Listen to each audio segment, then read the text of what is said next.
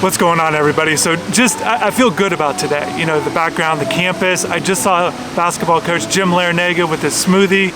Waved to him, saw him, just had somebody come up to me here, interested in what I was doing. But I'm here to bring you guys information on not just today's practice, the final one of the spring, but also 5 players that I'll be watching for in Miami's spring game on Friday night. Drive Pink Stadium, 7:30. The game will start. If you can't make it, it's going to be on ACC Network Extra, so definitely check that out. We'll have plenty of content on the site, a live thread, but also after the game, get comments from head coach Mario Cristobal, as well as players, but also our own thoughts on what we saw. So definitely stay tuned to the channel, the website, everything like that. But I want to get into the 5 players. These are just the guys that I want to focus on, that I will be particularly watching.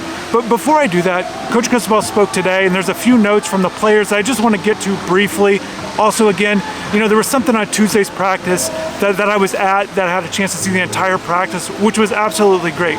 You know, when I do these videos, I try to give as much information as possible, but there's certainly some things that I miss, and I didn't get to everything, but there's some other things that I will get to later in the video that I didn't mention from Tuesday. But Cristobal, again, the format for the spring game, it's going to be offense versus defense.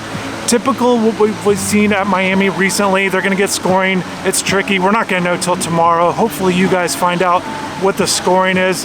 It's not one of those orange versus white game, which does make it difficult for fans, I feel like, but we'll just do our best and watch and figure out the scores. But coach said it's going to be ones versus ones. You know, it's not going to be a first unit offense or a second team defense. He just feels like philosophy-wise that they want to do that. They want to go against good versus good is how he's approached it, and that's what they did last year. So you're expecting some of the same things with what we saw last year. But again, hopefully you're going to see big plays and things like that. Hopefully it doesn't rain for the game. Definitely stay tuned for that and pay attention to that if you're going to the game. Another thing that I want to mention that I heard a fan say that I just wasn't aware of, but last spring game they didn't have rosters, so they didn't really know exactly who the players were. So before you go to the game, maybe print out a roster, write down a few names who you're curious to see in. On these 5 players that I'm going to mention, I will give you their jersey numbers, but it's not going to be anything too surprising on these 5 guys I'll be watching. But just, you know, ahead of time, print that out so you know exactly who you're watching while you're there. Kind of enhances the experience. Just some advice. Okay, so let's get into it. 5 guys that I'm most interested in seeing, that I'll be paying close attention to. Maybe it's in order, maybe not. It's just the 5 that are off the top of my head. And number 1 is Ja'Carri Brown. Quarterback last year. He got to play in the spring game, only threw 6 passes, 14 yards and a pick. You know, he ran a little bit, 5 carries and a yard. So not a big day. However, I think you're going to see potentially, what I'll be watching for is if he'll have a big day in the spring game. Number 2 quarterback, he should get plenty of reps, plenty of opportunities to throw the ball. I'm really curious to see how he does. I think everybody saw some glimpses last year as a true freshman. He did make that impressive start at Georgia Tech, his first career start, got the win, and threw the ball well, accounted for touchdowns, ran the ball. But I'm really curious to see how he does in the spring. I know he's excited to really showcase what he did, his improvements that he's made year over year, but even just from last fall. So I'll definitely be paying attention to Ja'Carri, see if he can make some big plays in the passing game, which I've heard and seen him do at spring practices. Just hopefully you're going to see it in the game. I'll be paying attention to him. You know, number 11 out there for the offense, second team offense, so look for that. And also too, just a note with the offense defense, the second and third team typically gets grouped together, but definitely that first unit, pay attention to who that's going to be out there. It's not going to be a full roster of guys. Injured guys have been out all spring. Also, I think there might be some guys that we've seen in practices that we recently that we just won't see in the game. But Ja'Carri Brown, definitely I'll be paying attention to him. So the first newcomer who I'm most excited about with his future, and the one that I'll be paying attention to the most, regardless of where he's at on the depth chart, and that's freshman wide receiver Nathaniel Joseph. Ray is a guy that I was most excited about amongst the recruiting class, this 2023 class. He's in here early. If you haven't seen the article yet, definitely check that out. He talks about how he's getting to practices early on the jugs machine, 2 hours before practice starts. He's doing that essentially all the time, and hopefully other players are following suit, is what he's hoping for, not just to better himself.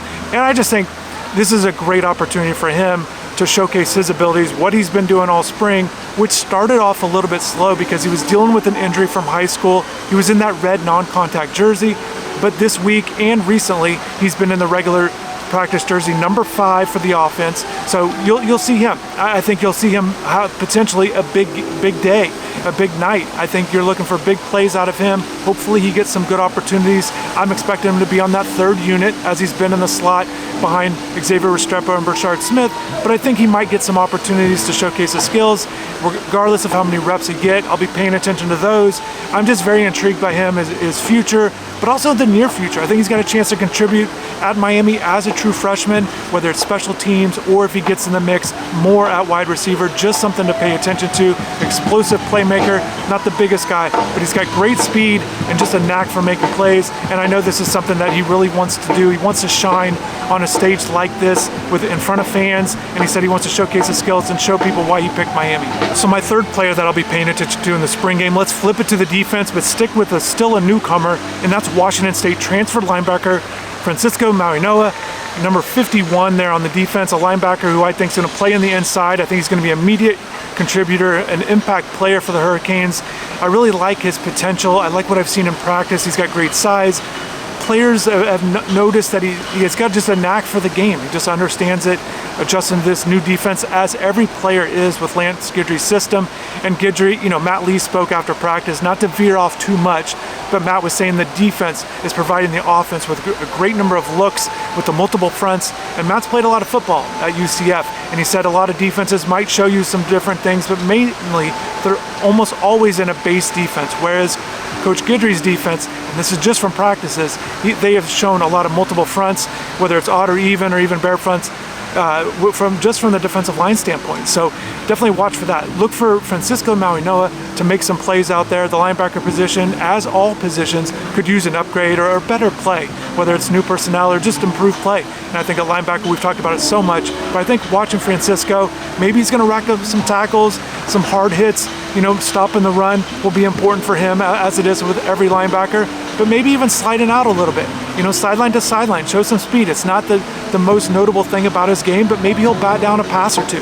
I'll just be watching him. I'm curious to see if there is going to be a major upgrade there, or if it's just going to be something minor and the other guys come along and make small improvements. But I'll be paying attention to him, definitely curious to see how he does. Also with him, maybe he'll have a run-in with his brother Francis on the offensive line, although it doesn't always happen. I think they're definitely looking forward to it, but maybe it'll happen in the spring game. So watch Francisco Mauigoa, my number 3 spring player to watch for in the game. So my number 4 player to watch in the spring game is still a newcomer. It's a trend. I know you guys are probably not surprised, because I think many of you are going to go to the game looking for the new guys. Last year didn't go well for a lot of the returners, but maybe who are some new guys that'll either make an impact in 2023 or even for the future.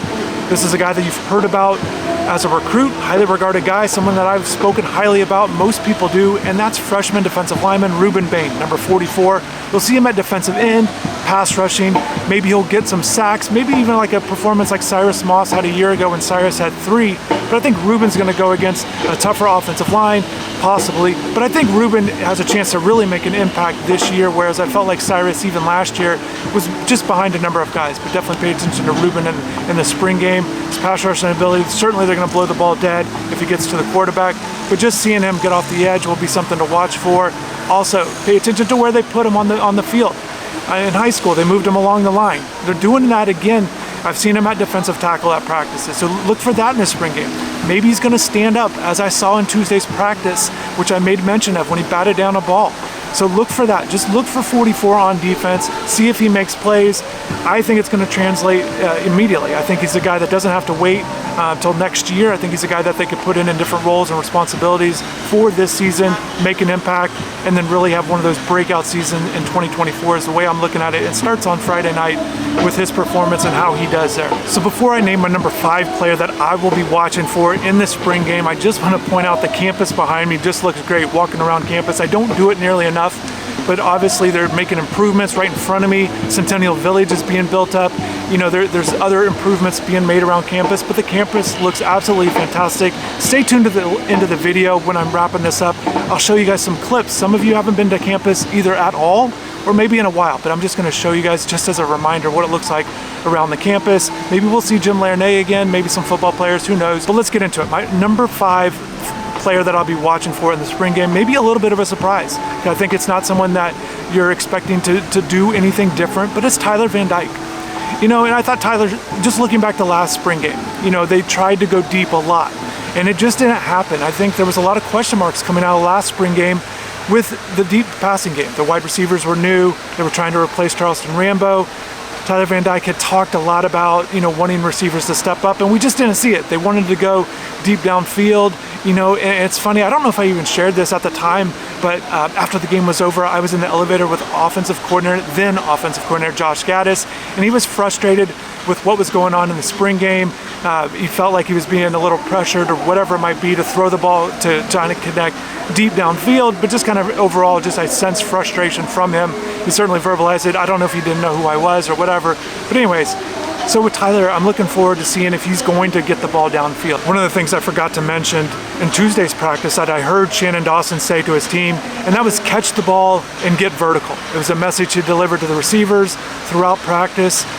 And it's something that I think that Tyler's going to try to do in the game. They want to go more vertical. You know, Cam Kitchens did say today after practice that the offense is trying to get more vertical. So look for that. Looking for Tyler to see if he's going to connect deep downfield, throwing the ball to his wide receivers. If he can do that, a better success rate than he had last spring game. So that'll be something I'll be watching for with Tyler. And it's nothing to say that when I mention both quarterbacks, it's not to say that there's a debate or anything like that or quarterback controversy. Those are just the guys I'll be paying attention to. I'm curious to see if Tyler, his completion percentage is still real good. You know, if he's getting those guys involved at the wide receiver position. A guy that he mentioned today, obviously we know about his connection with Restrepo, but a receiver that he mentioned was Colby Young, who's done well this spring. And he pointed out, hey, he's working on the jugs right now.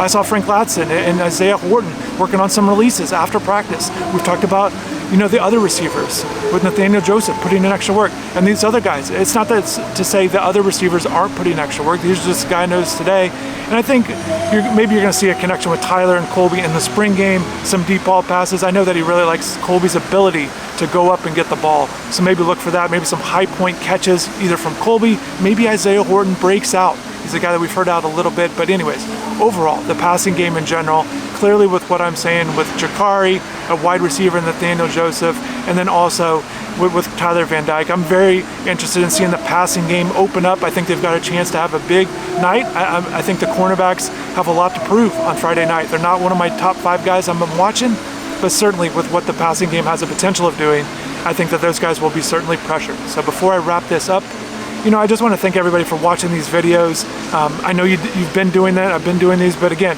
your support has been great. I've enjoyed doing it. I enjoy providing as much content and analysis or my thoughts really of what I'm seeing, what I'm hearing, kind of a thing. So stay tuned to the channel. I'm gonna have more videos. I've got some drill stuff still to go. The last one that I posted was about the coaches coaching the drills. If you saw it, maybe didn't know what to expect. It's something different that I've done. I didn't know how the sound would come up. You never know with these kind of situations or if it turns out the way you'd like, but I've seen some of your responses already and I know you guys like that. So that's great to see. If you haven't yet, check that video out and I'll definitely have more videos still to come. You know, another thing that I didn't mention that I'm gonna wrap this up on from Tuesday's practice.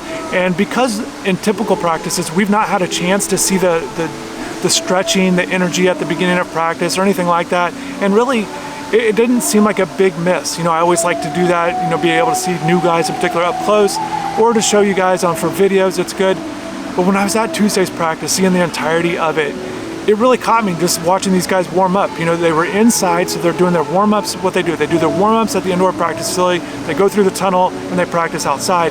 But they had the music going. It just seemed to have like a good energy about it. You know, obviously you're hearing the coaches, but it just, I don't know what it was. It just a positive vibe or whatever it might be.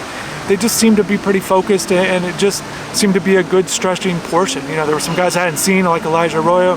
There were some other guys, just it was good to see them, but just in general, the final takeaway from Tuesday's practice that I didn't mention, I'm sure there's many more. If you have any questions, we did have a question and answer session about that on the thread on InsideTheU.com on the message boards through the smoke, so definitely check that out. But once again, thank you guys for all your support. This is not going to be the end of videos or content on the site. This thing just keeps on going. August will be here before we know it, but until then, stay tuned. Plenty of content. I'm looking forward to some off-season reporting and some other things, but until then, spring game. Friday night, 7:30 p.m., ACC Network Extra, Drive Pink Stadium, home of Inter Miami. So we'll see how that goes, but definitely thanks again for watching. Hopefully you have a good rest of the day. Stay tuned to the video. I'm going to show you guys clips at campus, and take care.